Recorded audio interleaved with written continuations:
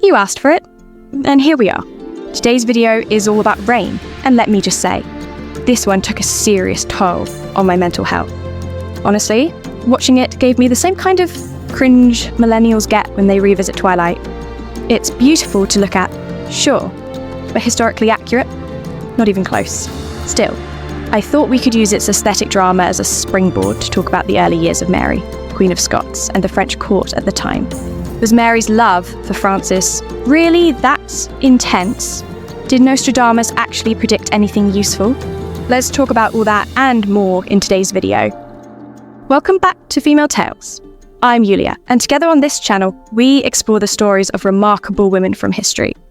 If history calls to you, like the video, join the community, and let's head off to France to meet young Mary, Queen of Scots. The show dives into fiction from the very first scene, telling us it's 1557 and that 15-year-old Mary has been living in a French convent since the age of 9. But the English are now trying to assassinate her. But in reality, it was a different story. Mary actually arrived in France in 1548 when she was about 5 years old. And no one was trying to poison or kill her. In fact, quite the opposite.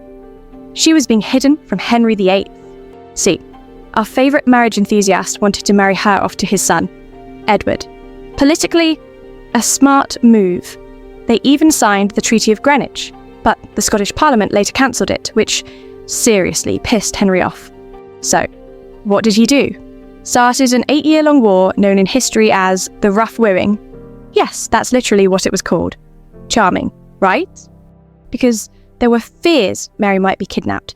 She was constantly moved around Scotland until a much more secure alliance was arranged, a marriage to the French Dauphin.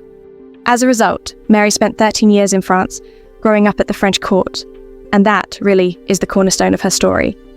She was a Scottish queen, raised as a French woman. She had a French heart, a French education, and a French worldview, and when she eventually returned to rule Scotland, she simply didn't understand her own people, and that disconnect is what ultimately destroyed her. So, the show gives us this very accurate, insert sarcasm moment, where Mary arrives at court and is greeted by her besties, dressed like they just walked out of a prom shop. And then the adventures begin. One becomes the king's mistress, another dies dramatically, a third has a secret baby with Francis, and the fourth ends up running a brothel. In short, the writer's imagination went wild. Now, here's the thing. The only historical detail they actually got right is the number. Mary did, in fact, have 4 ladies-in-waiting. And yes, all named Mary. Because originality clearly wasn't trending in the 16th century Scotland. Since I've never talked about them before, this seems like the perfect moment. When little Mary was sent to France, her mother, Mary of Guise, personally selected noble-born girls to accompany her. Their fathers were Scottish, 2 had French mothers, and 1 was even related to Mary. Their names: Mary Seton, Mary Fleming, Mary Beaton, and Mary Livingston. Once in France, they were actually separated from Mary. The girls were sent to a convent to be properly educated, while young Mary herself stayed at court. And court loved her. She was a sweet, charming little girl who would grow into a famously beautiful woman. She learned to play the lute and the virginals, mastered poetry and prose, could ride, sew, and even hunt with falcons. On top of that, she studied French, Italian, Latin, Spanish, and Greek, in addition to her native Scots. Just casual Renaissance queen things. Later, the girls reunited with Mary, and to use spoiler alerts, none of them were involved in any scandals.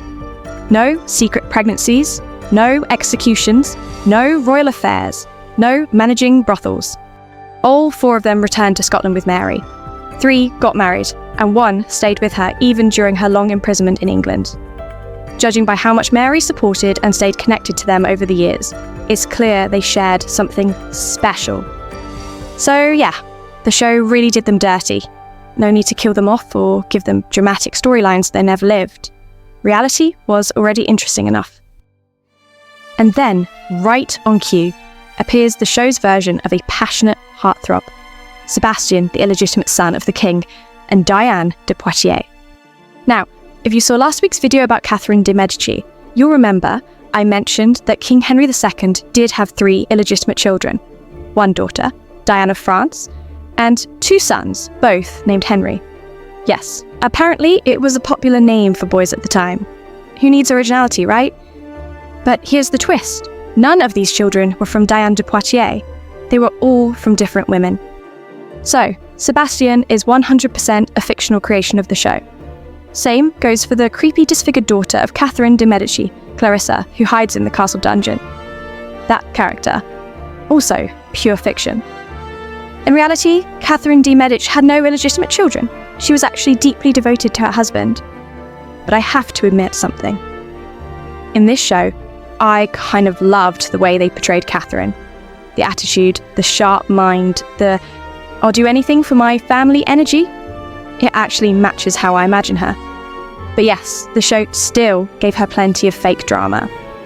For example, she murders Diane de Poitiers in the show. But in reality, Catherine treated her surprisingly well after Henry's death. She allowed her to retire gracefully, which is more than she did for some of the other royal mistresses. Diana actually died peacefully at the age of 66 at her own chateau, likely weakened from a fall off a horse, and believe it or not, from consuming too much drinkable gold. Yes, that was a thing. But there's one detail about Catherine that I didn't mention in my last video, and since the show touches on it in its own twisted way, I want to pause and talk about it. At one point in Reign, Catherine is haunted by the ghosts of her dead twin daughters, who accuse her of being the reason they died. And while the ghost part is, again, fiction, the real story behind it is actually heartbreaking. Catherine gave birth to twin girls, Victoire and Jeanne. Jeanne died during birth, and Victoire passed shortly after. The delivery was so traumatic that the doctors made a horrifying decision. They broke the baby's legs in the womb to try to save Catherine's life. She never forgot them. Throughout her life, she kept an image of her lost daughters in her prayer book. But of course, the show doesn't bother with any of that emotion or history. They just went with ghost twins and guilt for the drama. But now, let's return to the main stage of our royal circus reign, where out steps Francis, portrayed as a smouldering, passionate heartthrob who seems to have a different, intimate storyline with a lady-in-waiting every episode. In reality, though, Francis was 13 years old at the time. He was 2 years younger than Mary and noticeably shorter than her. Mary, by the way, was exceptionally tall for her time, about 180 centimetres, and likely matured faster than her future husband, who, to put it bluntly, looked like a child. On top of that, he was frail, often ill, and had a noticeable stutter. But hey, who wants to watch a sickly tween on screen, right? So they turned him into a teen fantasy, with tousled hair and brooding glances. Well, sorry to disappoint you, but most historians agree that Mary and Francis never even consummated their marriage. There are even suspicions that Francis may have had undescended testicles, which could explain why he never fathered any children. And by the way, all that drama the show invents around their marriage, the doubts, the emotional distance, the made-up Portuguese fiancé named Thomas, none of that happened. Mary and Francis grew up together hand in hand and actually got along beautifully.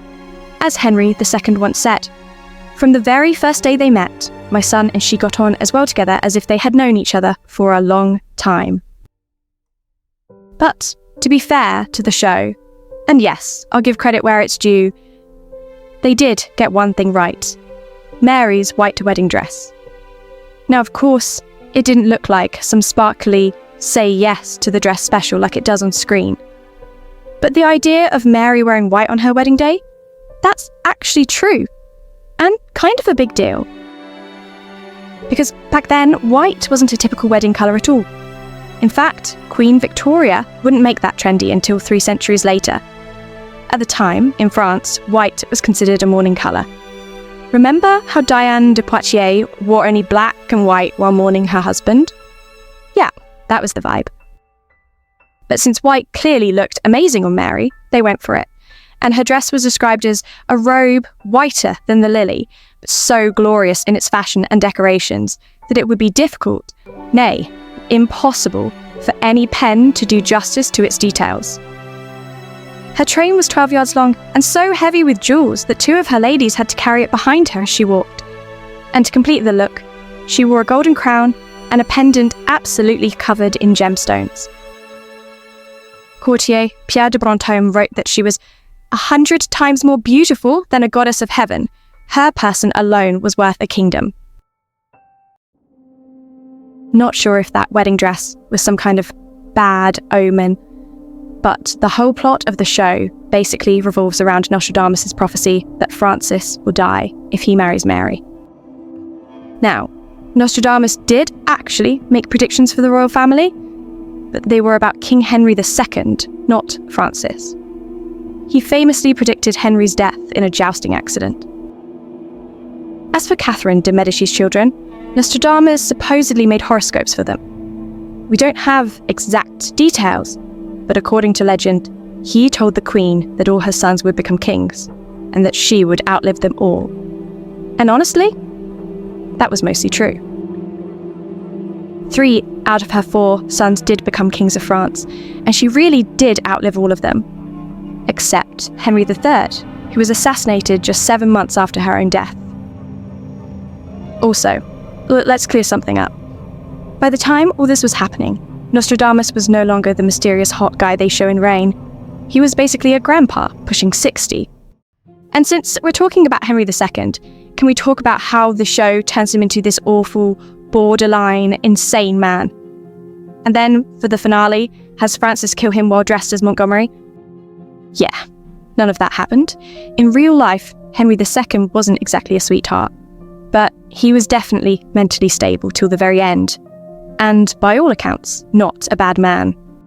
He was a quiet, reserved person, traits he carried from his youth, and he absolutely did not lock Catherine in a dungeon. By the time period shown in the series, he and Catherine had actually reached a kind of, peaceful agreement in their 3-person marriage with Diane de Poitiers. I talked more about that in my video on Catherine de Medici. Okay, I've reached my limit. I can't keep treating this like serious history, so let's sum it all up, shall we? Look, if you wanted to, you could spend hours digging through all 4 seasons and counting every historical mistake, but personally, I don't think it's worth it. This show is never trying to teach history. It's just borrowing some real names and wrapping them in fanfiction energy. Still, I always wonder, if you're not going to follow the facts, why not just create original characters? But I guess Mary, Queen of Scots, sounds more marketable than Princess Adventure of Imaginaire. If you're ever hit with a wave of nostalgia, go ahead. Watch the first episodes, get that early 2010s vibe, then maybe switch to something with, historical integrity. And now, the big question, what should I cover next? Help me choose the next series to dive into. Drop your pick in the comments, I'm listening. See you in the next video.